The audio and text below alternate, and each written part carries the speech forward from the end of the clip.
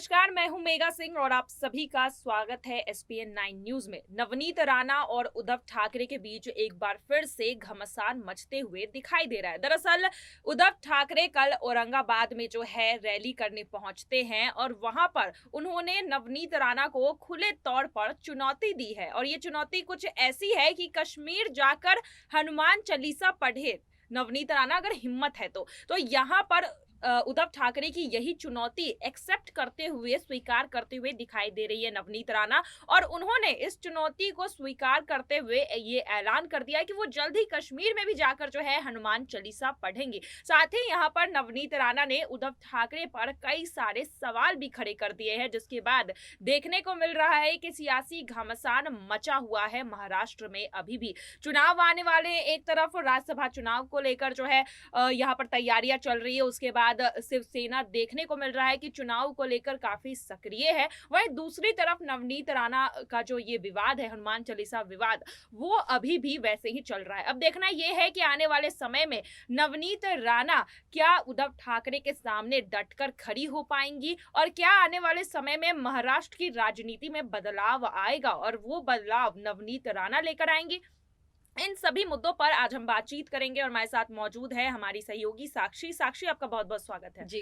साक्षी, जिस तरह से देखा जा रहा है कि जो चुनौती मिली है नवनीत राणा को कि आप जाइए कश्मीर में जरा हनुमान चालीसा पढ़कर दिखाइए, तो यहाँ पर उद्धव ठाकरे जो है किस बात की तरफ, किस यहाँ पर अगर कहा जाए तो किस तरह की चुनौती देने की कोशिश कर रहे हैं? क्योंकि अगर कश्मीर की बात करें तो वहां पर माहौल अभी अच्छा नहीं है। कश्मीरी पंडितों के साथ जो हो रहा है, टारगेट किलिंग हो रही है और साथ ही वह मुसलमानों की आबादी भी ज्यादा है। तो क्या यहाँ पर कहीं ना कहीं नवनीत राणा को डराने की कोशिश की जा रही है इस चुनौती के द्वारा? देखिए मेगा, सबसे पहले जिस तरह से उद्धव ठाकरे ने अपनी इस स्पीच में कश्मीर का नाम लिया, कश्मीर में हनुमान चालीसा पढ़ने की बात की, सबसे पहली चीज, सबसे पहला पॉइंट नवनीत राणा को टारगेट किया। और दूसरी चीज कि थोड़े समय पहले आदित्य ठाकरे खुद महाराष्ट्र में कश्मीरी पंडितों का स्वागत कर रहे थे कि किसी को भी कोई दिक्कत है तो महाराष्ट्र में आपका पूरा स्वागत है, आप आ सकते हैं। अब इस चीज को लेकर जहां लगातार वो बीजेपी पर भी हमला बोल रहे हैं कि कश्मीर में जिस तरह से लगातार अभी भी 370 एक्ट हटाने के बाद भी जो हाल वहां हो रहा है,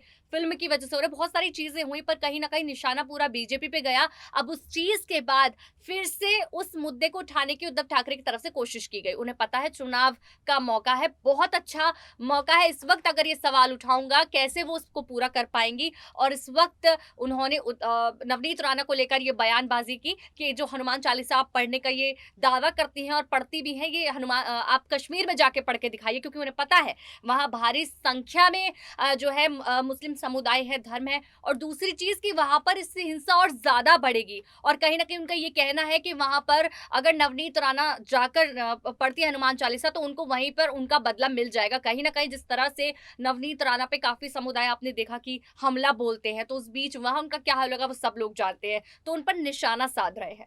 जी बिल्कुल, एक तरफ जहां उद्धव ठाकरे चैलेंज देकर देखा जा रहा है कि निशाना साधने की और नवनीत राणा की मुश्किलें जो है वो बढ़ाने की कोशिश में लगे, वही दूसरी तरफ नवनीत राणा कह रही है कि ये चैलेंज एक्सेप्ट है उन्हें, वो कश्मीर में जाकर हनुमान चालीसा का पाठ करेंगी। तो यहाँ पर देखने को मिल रहा है कि नवनीत राणा भी पीछे हटने का नाम नहीं ले रही। अभी नवनीत राणा भी जो है सीधे तौर पर उद्धव ठाकरे को टक्कर देती हुई नजर आ रही है। और यहाँ पर जिस तरह से नवनीत राणा ने भी अपनी चुनौती रख दी, दम है तो इलेक्शन में सामने खड़े होकर दिखाइए। यहाँ पर नवनीत राणा ने इलेक्शन की चुनौती दी है, तो क्या जिस तरह से पहले यहाँ पर नवनीत राणा उद्धव ठाकरे की चुनौती पूरी करेंगे और उसके बाद क्या लगता है कि अब उद्धव ठाकरे को भी नवनीत राणा की ये चुनौती एक्सेप्ट करनी होगी? देखिए जितनी बड़ी चुनौती नवनीत राणा को मिली है, बहुत मुश्किल है उस चुनौती को पूर्ण करना। हालांकि नवनीत राणा चुनौती लेती है, पूरा करती है, लेकिन एक बहुत बड़ा टारगेट उनके लिए हो जाएगा। लेकिन मैं आपको मेघा बता दूं, जिस तरह से अगर ये चुनौती वो पूरी कर लेती है तो कहीं ना कहीं बीजेपी का बहुत बड़ा हाथ आज यहाँ पर साफ दिखाई देगा नवनीत के पीछे, क्योंकि अभी तक कयास लगाए जा रहे थे कि नवनीत के साथ बीजेपी का सपोर्ट है।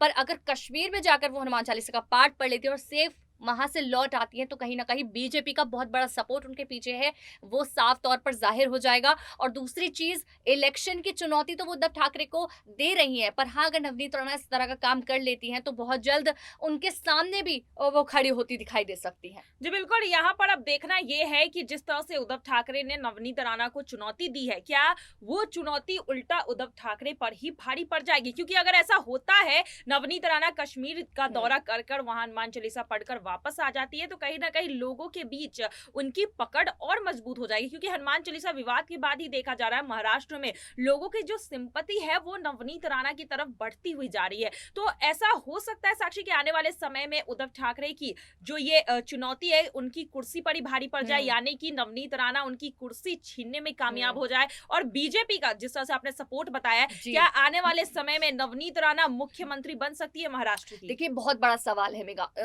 महाराष्ट्र में नवनीत राणा का मुख्यमंत्री पद हासिल करना बहुत बड़ी बात है, क्योंकि ये हम दावा नहीं कर सकते। हाँ, बीजेपी का सपोर्ट इलेक्शन में ज़रूर मिल सकता है। चुनावों में नवनीत राणा को हर सपोर्ट या फिर उन पर कोई मुकदमा हो, कोई केस हो या कोई पार्टी जिस तरह से उन पर हमला बोलती है, उन सब चीज़ों में बीजेपी का सपोर्ट उनके पास या किसी भी पार्टी का सपोर्ट उनके पास रहेगा। लेकिन ये हम दावा नहीं कर सकते कि मुख्यमंत्री का पद उन्हें मिल सकता है। क्यों? क्योंकि उद्धव ठाकरे भी जिस पद पर बैठे हैं, बहुत सारे सपोर्ट के साथ वो उस पद पर बैठे हैं। पूरा महाराष्ट्र उनको इतना सपोर्ट करता है। ऐसा नहीं है कि उद्धव ठाकरे जो है वो भी बहुत अच्छा गेम खेलते हैं, बहुत अच्छी रणनीति खेलते हैं। उन्हें पता है किस वक्त मुझे अयोध्या की बात करनी है, किस वक्त मुझे राम का नाम लेना है, किस वक्त मुझे दोनों समुदाय के बारे में बात करनी है। इस वजह से वो सेफ खेलते हैं और नवनीत राणा वही गेम खेलती है सिर्फ एक ही धर्म का, तो बहुत मुश्किल हो जाएगा वो सीट हासिल करना। जी बिल्कुल, अब देखना ये है कि महाराष्ट्र की राजनीति में क्या कोई सियासी भूचाल आएगा नवनीत राणा और उद्धव ठाकरे के बीच, जो ये चुनौती का दौर चल रहा है। वही दूसरी तरफ देखा जा रहा है कि नवनीत राणा ने शिवसेना और उद्धव ठाकरे पर हमला बोला है।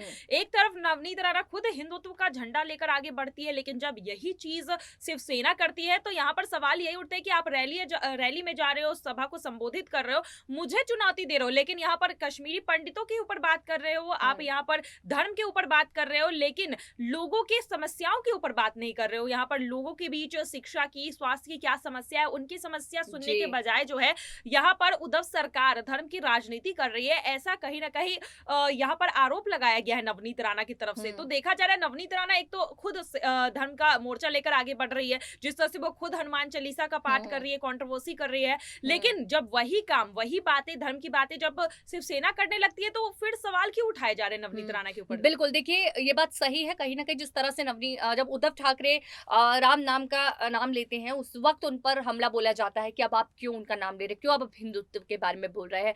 तो आप ये देखिए कि एक रणनीति ही है शिवसेना में और नवनीत राणा में।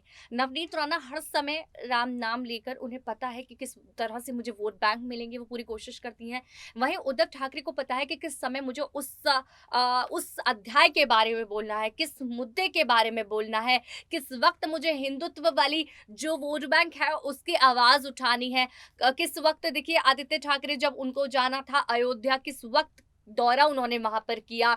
उन्हें सब पता होता है कि राज ठाकरे भी अयोध्या का दौरा करने वाले हैं, उस वक़्त उन्हें अपना वोट बैंक चाहिए, तो उन्हें भी अयोध्या जाना था। तो एक रणनीति खेलने की पूरी कोशिश की जाती है, वो भी शिवसेना है, वो भी बहुत अच्छी तरीके से खेलते हैं। संजय राउत को आप देख लीजिए, पूरा मास्टर प्लान वहीं से शुरू होता है। शिवसेना में जो भी काम होता है, तो कहीं न कहीं जो भी अगर हम बात करें कि शिवसेना पे आरोप लगते हैं, तो वो इस वजह से लगते हैं क्योंकि पहले तो उन पर इल्ज़ाम लगता है कि आप हिंदुत्व का नाम नहीं लेते, और जब आप नाम लेते हैं तो इल्जाम लग जाता है। तो वो जो नाम लेते हैं वो रणनीति बनाकर ही लेते जी हैं। बिल्कुल, और यहाँ देखना ये है कि नवनीत राणा खुद धर्म की राजनीति कर रही है, लेकिन यही राजनीति अगर शिवसेना करती है तो उन्हें उससे दिक्कत है। और अब जिस तरह से चुनौती दी गई है नवनीत राणा को, क्या वो चुनौती पूरा कर पाती है नवनीत राणा? और अगर ऐसा होता है तो क्या सीएम उद्धव ठाकरे की कुर्सी खतरे में पड़ती है और महाराष्ट्र की राजनीति में एक बड़ा फेरबदल देखने को मिलेगा? फिलहाल आज के लिए बस इतना ही। आगे की खबरों के लिए देखते रहिए SPN9 न्यूज। धन्यवाद।